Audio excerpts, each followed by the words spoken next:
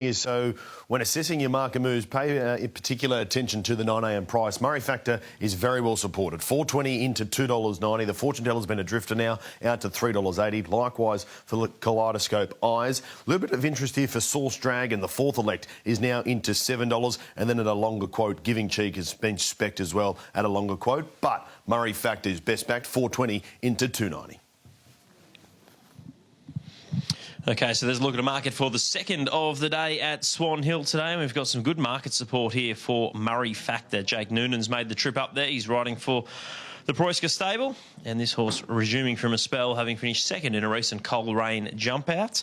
Had a couple of runs last preparation. Kicked off at Terang over 1,200 metres behind Sir Maximus. It was a $21 chance there and ran third. Not a bad performance in the previous first up run for Murray Factor. So it's been the heavily supported runner. At a second start, ran fourth at Bendigo behind Detonator Jack and Super Razzie. Made some good ground from a long way back. But Adam Crettenden's top selection in the race was Vancouver Rain, who is also resuming for the second preparation. Let's head to Cretters now to get his call for the second race at Swan Hill. It's Grand National Hurdle Day here on racing.com. First two or three have been loaded into the stalls here. Big Teddy, the most recent one to move in. Here's Murray Factor, who's one of the lead players according to the market. $2.90 VOP favourite now, Murray Factor.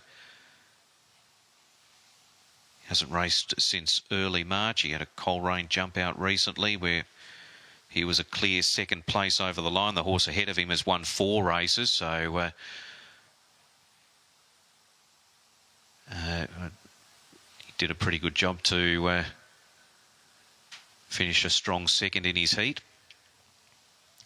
Padstow Polly's moved in, so there's just a couple more to load away here. Second pick in the market, the Fortune Teller has gone in, so we're left with Source Dragon and Messina as the final two to load as the starter heads around for the Bet365 Top Tote Plus Maiden. 1,200 metres ahead of them here, and they're ready for race 2. Set to run. They're away. Source Dragon clearly was the best to jump out, landed a half length in front of everything else. Padstow Polly into second. Kaleidoscope Eyes quickly on the improve. The Fortune Teller puts herself in a handy spot. Then Big Teddy, Lady of Steel, and then Antica Lass. Murray Factors in the second half, trailed by Giving Cheek, and towards the back of Vancouver Rain and Messina. They pass the 800. Source Dragon happy to hold the front. Led a length over Padstow Polly, Kaleidoscope Eyes. Lady of Steel fourth, and fifth the Fortune Teller.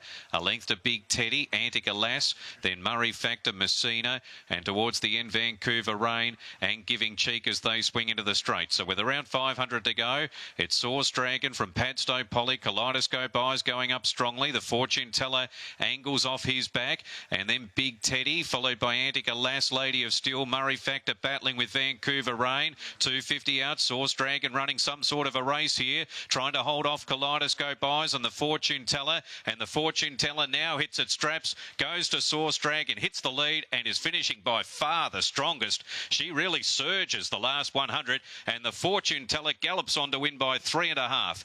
The Murray Factor will get up and run second, Source Dragon third, Antica Lass in fourth, and then Vancouver Rain, Kaleidoscope Eyes who got tied, Big Teddy, Giving Cheek, Messina, and towards the back Lady of Steel and Padstow Polly.